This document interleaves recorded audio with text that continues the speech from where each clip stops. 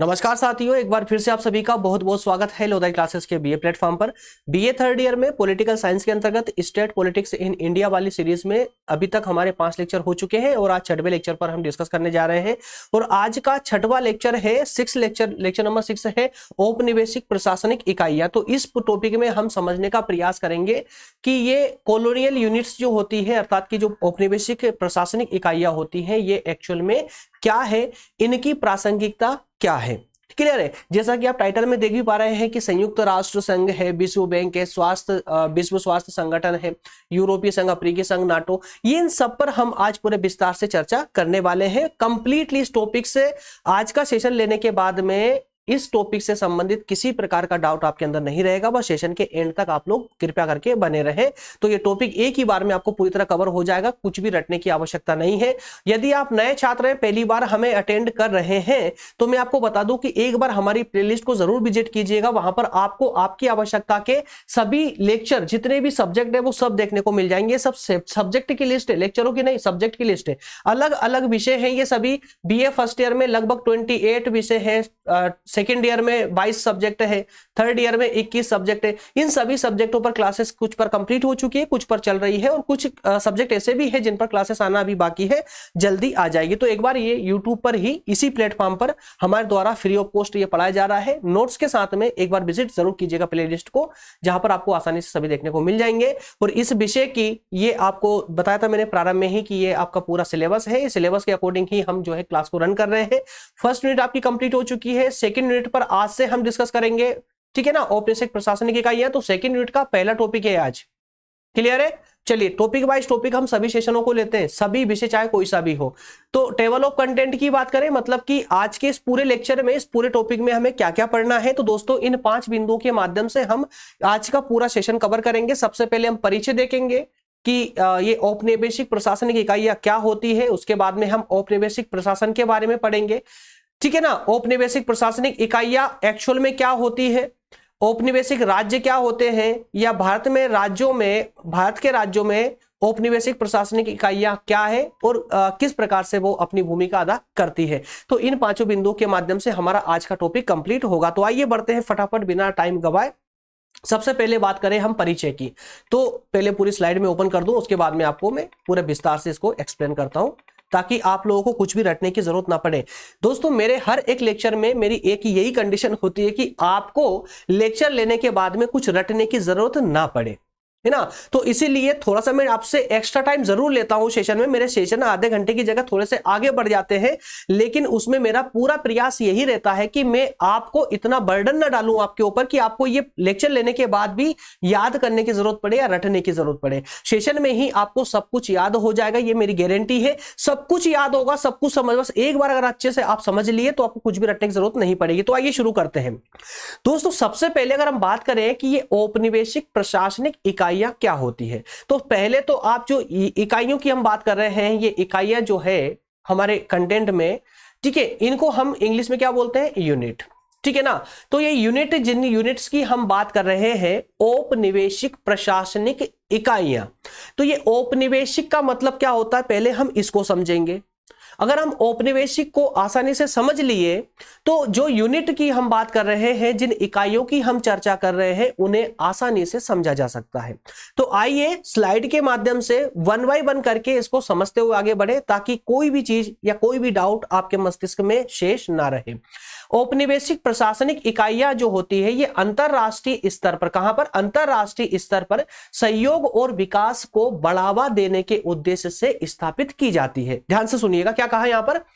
जिन इकाइयों की हम बात कर रहे हैं, ये इकाइयां विश्व स्तर पर सहयोग और विकास को बढ़ावा देने के लिए इन इकाइयों की स्थापना की जाती है। तो एक क्वेश्चन का आंसर आपको यहां से मिल जाता है कि जिन औपनिवेशिक प्रशासनिक इकाइयों की हम चर्चा कर रहे हैं, इनकी स्थापना के पीछे उद्देश्य क्या है, या इनकी स्थापना क्यों की जाती है। तो अंतरराष्ट्रीय स्तर पर या वैश्विक स्तर पर सहयोग और विकास को प्रोत्साहित करने के लिए या उनको बढ़ावा देने के लिए। तो अंतरराष्ट्रीय स्तर का मतलब क्या हुआ कि सभी देशों को समान दृष्टि से देखते हुए सभी देशों को आगे बढ़ाने की भावना रखना ही जो है अंतरराष्ट्रीय स्तर पर सहयोग और विकास को प्रोत्साहित करना होता है। बात समझ आई ना। आगे बढ़ते हैं। इन इकाइयों का जो मुख्य कार्य होता है यह विश्व स्तर पर सहयोग, संबंध निर्माण और विभिन्न क्षेत्रों में सुधार करना होता है। ठीक है ना। तो उद्देश्य और कार्यों में ज्यादा डिफरेंस नहीं होता है। तो औपनिवेशिक प्रशासनिक इकाइयों का उद्देश्य क्या होगा?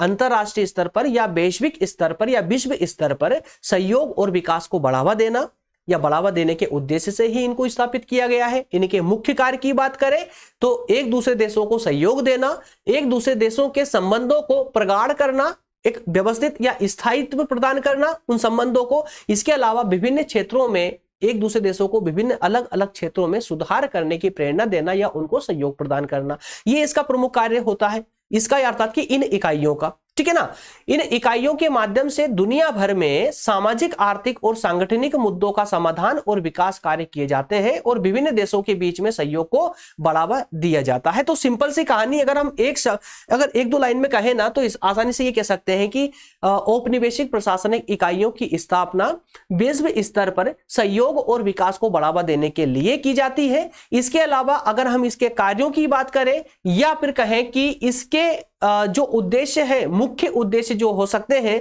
ये पूरी दुनिया में, पूरे विश्व में प्रत्येक स्तर पर विकास कार्य को आगे बढ़ाना और जिस प्रकार के जो भी विवाद उत्पन्न होते हैं विश्व स्तर पर, उन सभी विवादों का शांतिपूर्ण तरीके से समाधान निकालना या इस प्रकार के प्रयासों को बढ़ावा देना ही इसका प्रमुख या मुख्य उद्देश्य हो सकता है। That's all. अब बात करें ये प्रशासनिक इकाइयां क्या है एक्चुअल में। तो दोस्तों प्रशासनिक इकाइयां कुछ और नहीं बल्कि विश्व स्तर की हमने चर्चा की है ना। औपनिवेशिक प्रशासनिक इकाइयों की बात करें तो ये विश्व स्तर पर चर्चा कर रहे हैं। तो विश्व स्तर के जितने भी संगठन होते हैं उन सबको हम औपनिवेशिक प्रशासनिक इकाइयों के रूप में जानते हैं, जैसे कि संयुक्त राष्ट्र संघ, यूएन, यूनाइटेड नेशंस। क्लियर है। इसी तरह की एक अन्य संगठन है विश्व बैंक, जिसे हम वर्ल्ड बैंक के नाम से जानते हैं। एक WHO है, विश्व स्वास्थ्य संगठन। यूरोपीय संघ है, इसके अलावा अफ्रीकी संघ है, नाटो है, विश्व व्यापार संगठन है, अंतरराष्ट्रीय उद्योग संगठन है, अंतरराष्ट्रीय परमाणु ऊर्जा एजेंसी है। तो इस प्रकार के बेसिकली तो यहां लिस्ट में आपको 9 संगठन दिख रहे हैं या फिर ऐसी 9 इकाइयां दिख रही है, लेकिन ऐसी और भी कई इकाइयां हैं, लेकिन प्रमुख इकाइयां यही है। इनको मात्र आप ये लोग याद रख लीजिएगा। इनकी थोड़ी सी डिटेल में आपको और आगे दे देता हूं। इन 9 इकाइयों की एक एक करके थोड़ी डिटेल आप और ले लीजिए। सबसे पहले हम बात करते हैं यूएन की, अर्थात की यूनाइटेड नेशंस की। यूएन इसका शॉर्ट फॉर्म है, पूरा नाम है यूनाइटेड नेशन। हिंदी में इसको हम बोलते हैं संयुक्त राष्ट्र, ठीक है ना। और कहीं कहीं पर संयुक्त राष्ट्र को संयुक्त राष्ट्र संघ के नाम से भी जाना जाता है। यूएन को यूएनए के नाम से भी जाना जाता है, यूनाइटेड नेशंस एसोसिएशन के नाम से। क्लियर है। तो इसकी अगर स्थापना की बात करें तो 1945 में इसकी स्थापना की गई थी। ठीक है। संयुक्त राष्ट्र संघ की विश्व स्तर पर इसकी स्थापना की गई थी 1945 में। और क्यों की गई थी दोस्तों? तो उस समय प्रथम विश्व युद्ध हुआ, द्वितीय विश्व युद्ध हुआ, तो आगे चलकर के तीसरा विश्व युद्ध ना हो इसके लिए पूरी दुनिया भर का एक प्लेटफॉर्म बनाया गया कि भैया जिसको कोई तकलीफ हो इस प्लेटफॉर्म पर आकर के अपनी तकलीफ बताए, ताकि हम आपस में बैठ करके उस समस्या को सुलझा सके। कोई भी युद्ध की आग में अब ना झुकेगा। तो तीसरे विश्व युद्ध को रोकने के लिए ही संयुक्त राष्ट्र संघ की स्थापना की गई थी 1945 में। इतना सा मात्र आपको याद रखना है। मुख्य कार्य की बात करें, इसका मुख्य कार्य क्या है? जैसा मैंने अभी बताया कि इसका परम लक्ष्य जो था वो क्या था? तृतीय विश्व युद्ध को रोकना, उसी के लिए शांति और सुरक्षा को बनाए रखना।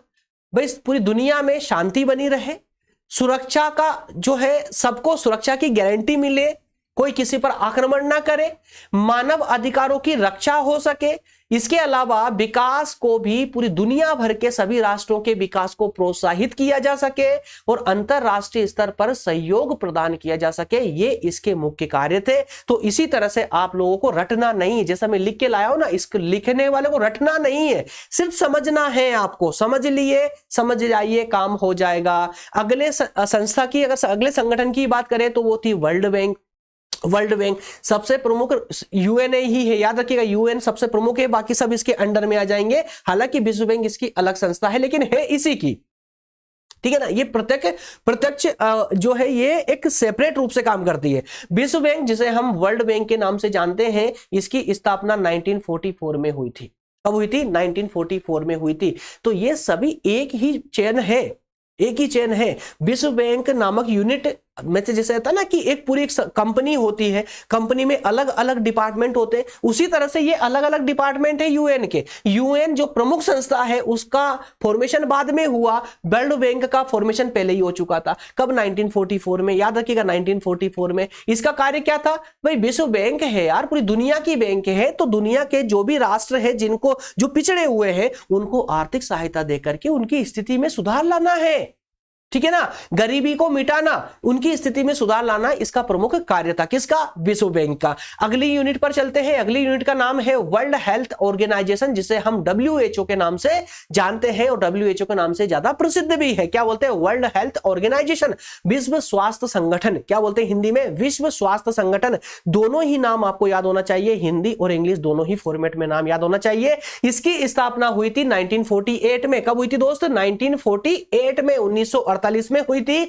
मुख्य कार्य क्या था इसका? तो जैसा कि नाम है, स्वास्थ्य संगठन, स्वास्थ्य, तो दुनिया भर के राष्ट्रों में जहां जहां पर इस प्रकार की स्थिति है, जहां के देशों में जो है स्वास्थ्य संबंधी समस्या जो ज्यादा प्रगाढ़ हो चुकी, ज्यादा जटिल हो चुकी है, उन देशों की स्वास्थ्य संबंधी समस्याओं को समाप्त करना और उनको उनमें सुधार करते हुए उनको ऊपर उठाना। और ऐसे जो पिछड़े हुए देश है जिनमें स्वास्थ्य बहुत ज्यादा गिरा हुआ है, ऐसे देशों का यह संगठन नेतृत्व करेगा और उनमें सुधार लाने का निरंतर प्रयास करेगा। यही इसका प्रमुख उद्देश्य था, प्रमुख कार्य थे।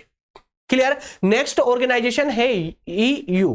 EU बहुत से दोस्तों ने इसको पढ़ा भी होगा और कुछ लोग इससे अनजान भी होंगे, इट्स ओके।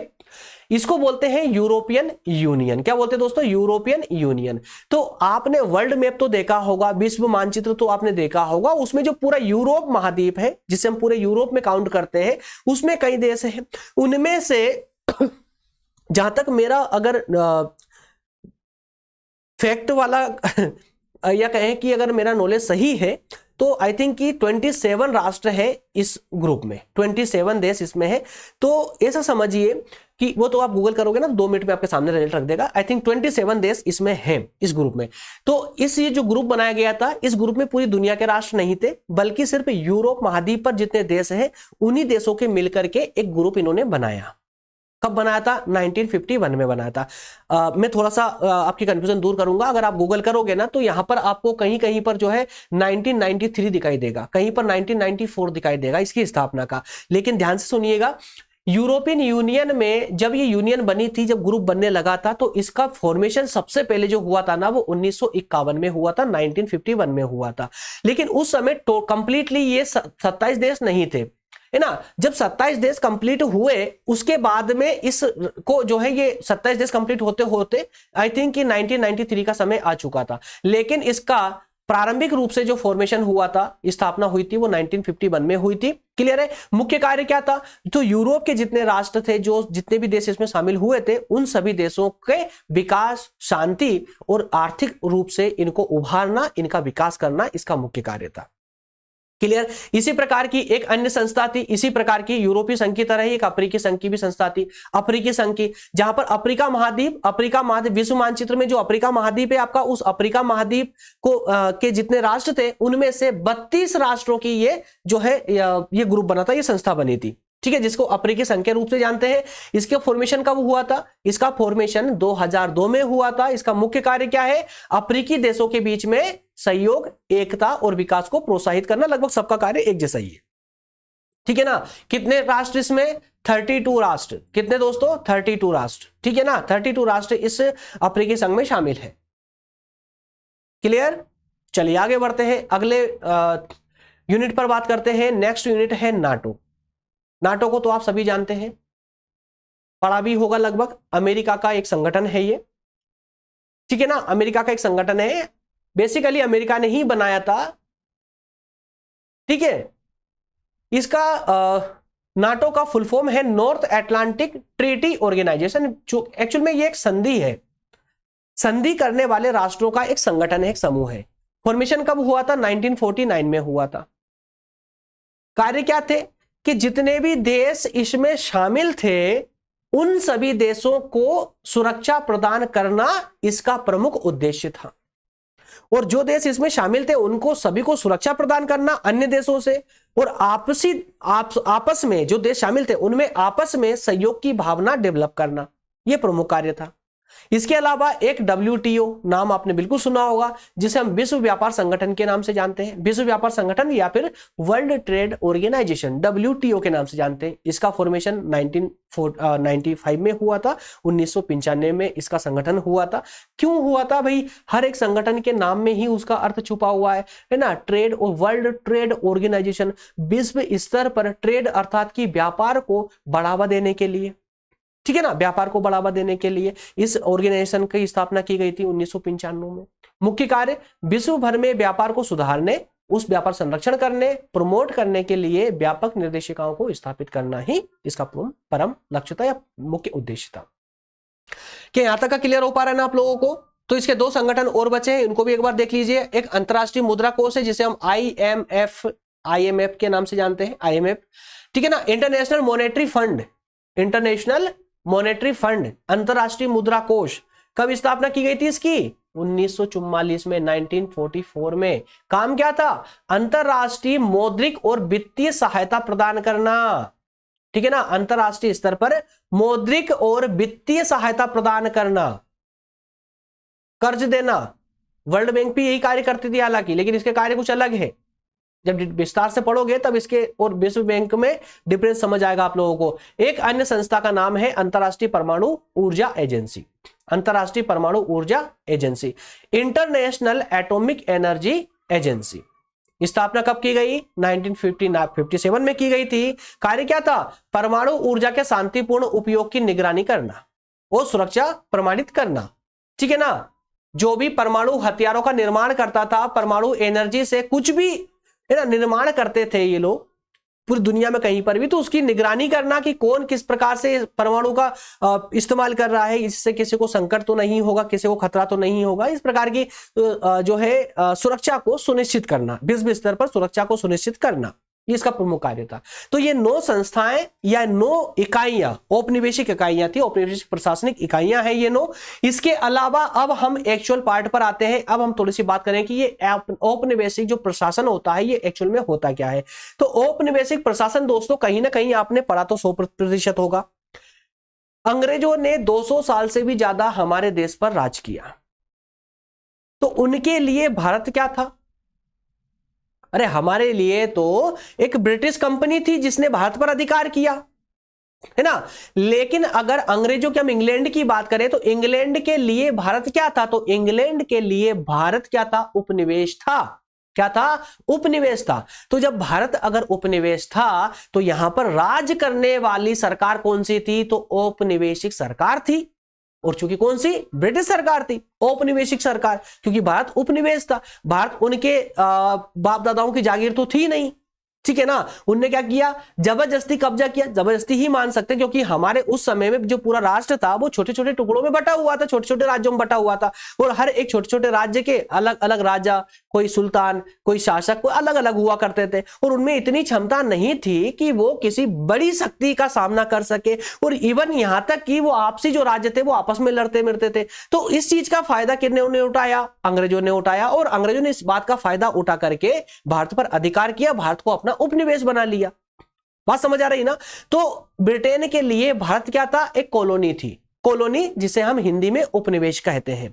तो औपनिवेशिक प्रशासन की अगर हम थ्योरेटिकल रूप से बात करें, शाब्दिक रूप से बात करें, जिसे आप एग्जाम में लिख भी सके सटीक रूप से, तो इन शब्दों का आप अच्छे से प्रयोग करके और इस टॉपिक को अच्छे से समझा सकते हैं कि औपनिवेशिक प्रशासन जो है एक कमजोर राष्ट्र पर एक शक्तिशाली राष्ट्र का राजनीतिक नियंत्रण है।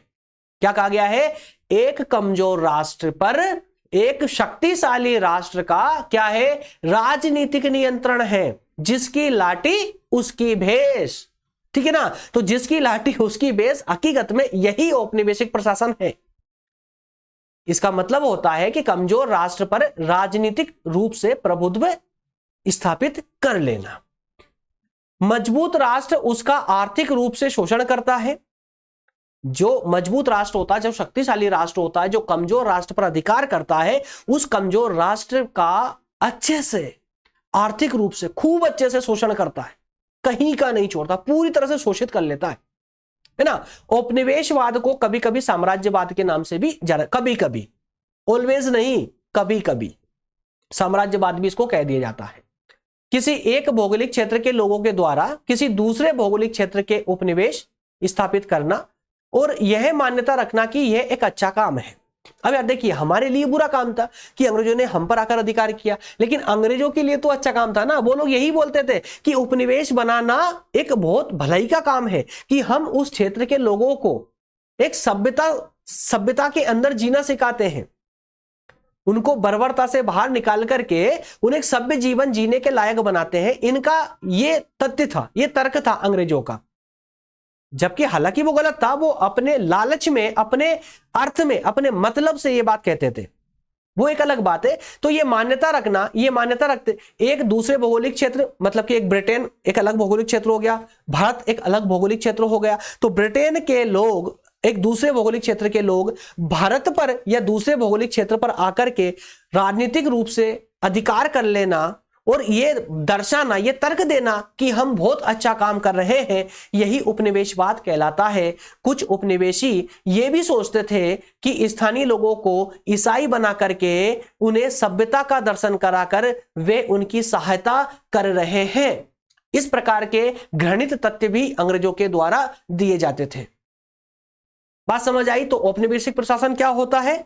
कमजोर पर शक्तिशाली का राजनीतिक रूप से अधिकार, उसका आर्थिक रूप से शोषण, और जब कोई तीसरा व्यक्ति आकर पूछे कि यार ये तुम गलत कर रहे हो, तो उसको ये कहना कि हम इसको सभ्यता सिखा रहे हैं, है ना। यही उपनिवेशवाद होता है। इसे कभी कभी हम साम्राज्यवाद के नाम से भी जानते। जब उपनिवेशवाद अपने चरम स्तर पर पहुंच जाता है, चरम रूप पर पहुंच जाता है, तो उसे हम साम्राज्यवाद के नाम से भी जानते हैं। क्लियर है? तीसरा बिंदु है इसका, औपनिवेशिक प्रशासनिक इकाइयां एक्चुअल में होती क्या है। इकाइयां हमने वहां देखी थी प्रारंभिक बिंदु में, लेकिन अब हम देखते हैं कि इकाइयां एक्चुअल में क्या होती है। तो औपनिवेशिक प्रशासनिक इकाइयां, जिनको हम संगठन के नाम से जानते हैं, इस प्रकार की इकाइयां हमने 9 इकाइयां देखी है। प्रशासनिक कार्यों को प्रबंधित करना और संचालित करने के लिए इस प्रकार की इकाइयां बनाई गई है, जिनमें कुछ सरकारी और गैर सरकारी इकाइयां भी होती है। ये संगठन विभिन्न क्षेत्रों में काम कर सकते हैं, जैसे कि स्वास्थ्य के क्षेत्र में, शिक्षा के क्षेत्र में, वित्त के क्षेत्र में,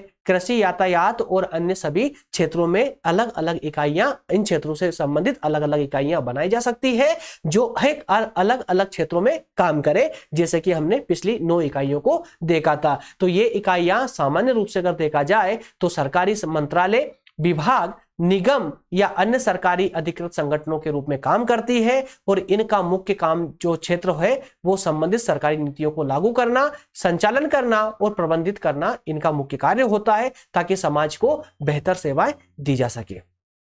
इन इकाइयों का संचालन एक निर्दिष्ट नीति और विधियों के अनुसार होता है, और इनका मुख्य उद्देश्य सार्वजनिक लाभ की प्राप्ति होता है। क्या होता है इसका मुख्य उद्देश्य? इन इकाइयों का सार्वजनिक लाभ, किसी एक राष्ट्र का या किसी एक व्यक्ति का लाभ इनका प्रमुख उद्देश्य नहीं होता है, बल्कि सार्वजनिक लाभ मतलब संपूर्ण विश्व का लाभ ही इनका प्रमुख उद्देश्य होता है। इन इकाइयों के कर्मचारी सरकारी नौकरी करते हैं और वे समाज की सेवा करने के लिए जिम्मेदार होते हैं। क्लियर है?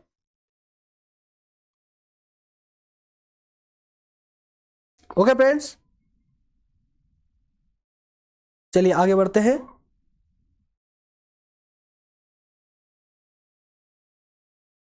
ओके, नेक्स्ट है औपनिवेशिक राज्य का मतलब क्या होता है, मीनिंग ऑफ कॉलोनियल स्टेट। ये अलग अलग पॉइंट में आपको इसलिए लेकर आया हूं, कभी कभी 3 नंबर में क्वेश्चन पूछ लिए जाते हैं, वो 3 नंबर में एक सेपरेट क्वेश्चन हो सकता है, औपनिवेशिक राज्य का अर्थ बताइए, है ना। तो उसका अर्थ आप इस स्लाइड के माध्यम से कंप्लीट कर सकते हो।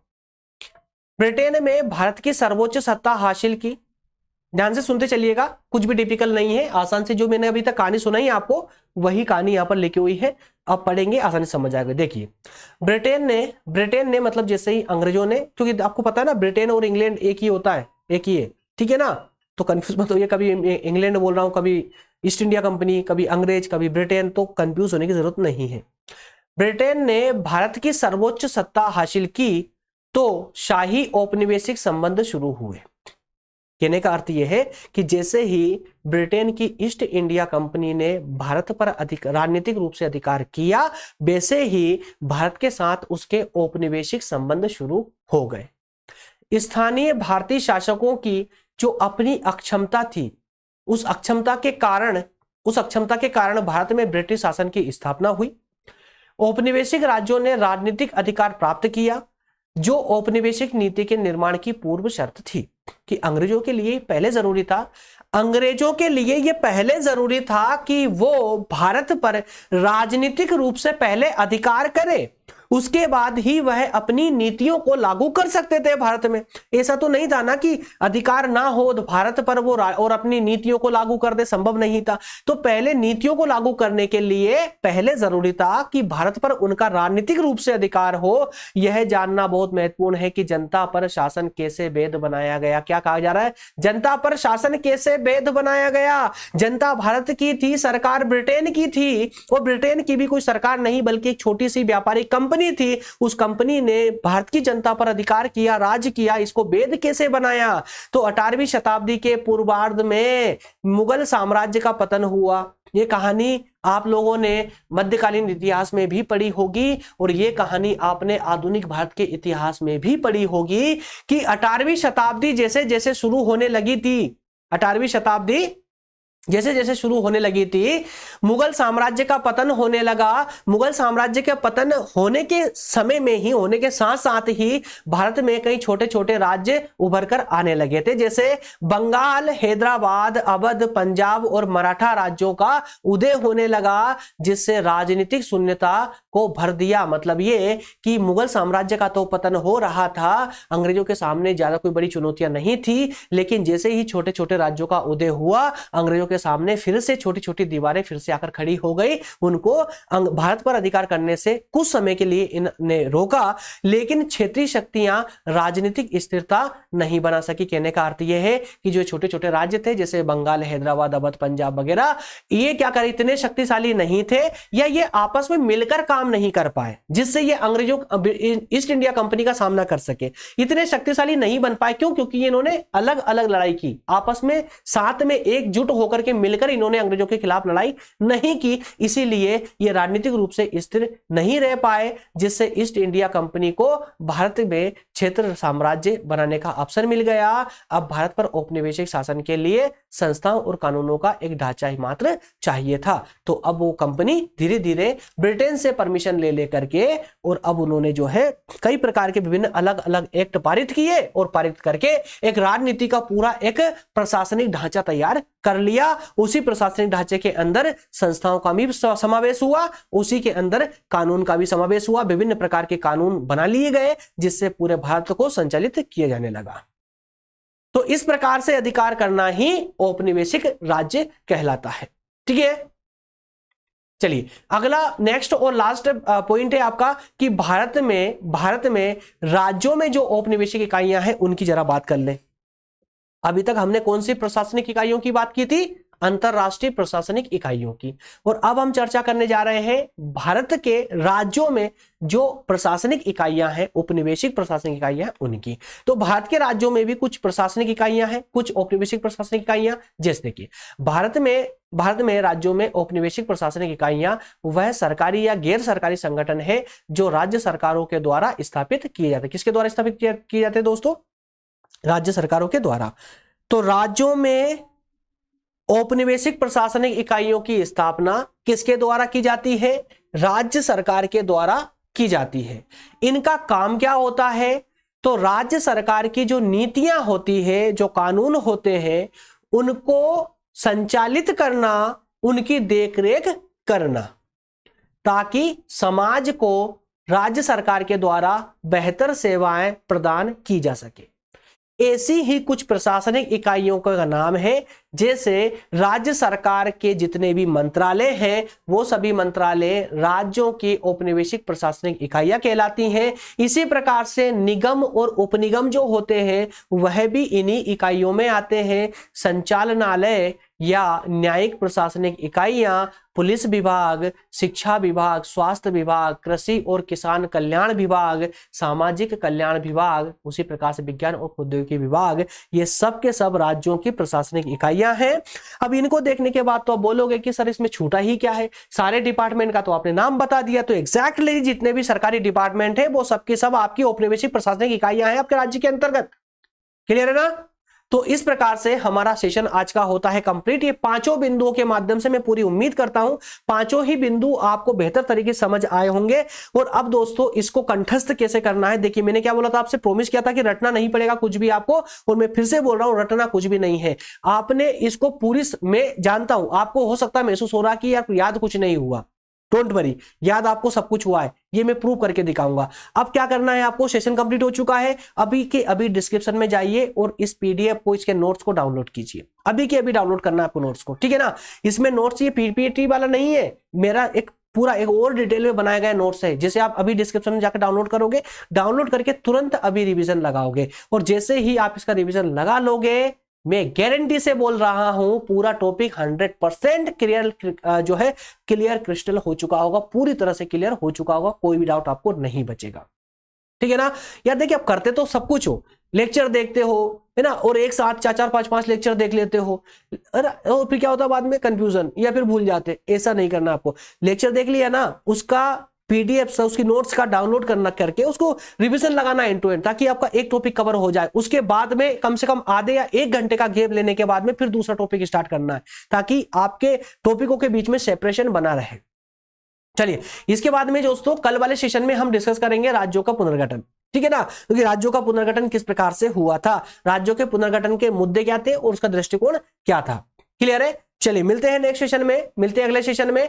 मैं जाने से पहले कहूंगा कि डिस्क्रिप्शन को एक बार जरूर विजिट किया करें आप सभी लोग। डिस्क्रिप्शन में सभी इंपॉर्टेंट सामग्री आप लोगों के लिए दी जाती है, नोट्स की लिंक आपको दी जाती है, अन्य लेक्चरों की लिंक आपको दी जाती है, ये सारी हमसे सोशल मीडिया पर कनेक्ट होने की सारी लिंक आपको डिस्क्रिप्शन में मिल जाती है, चाहे वो व्हाट्सअप हो, ट्विटर हो, है ना, इंस्टाग्राम, फेसबुक, सब कुछ में आपको जो है टेलीग्राम वगैरह सब कुछ आपको डिस्क्रिप्शन में सबकी लिंक मिलती है। वहां पर जाकर के आप हमारे साथ परमानेंट जुड़ सकते हैं और अपनी स्टडी को बेहतर तरीके से कर सकते हैं। मिलेंगे नेक्स्ट सेशन में। Thank you so much.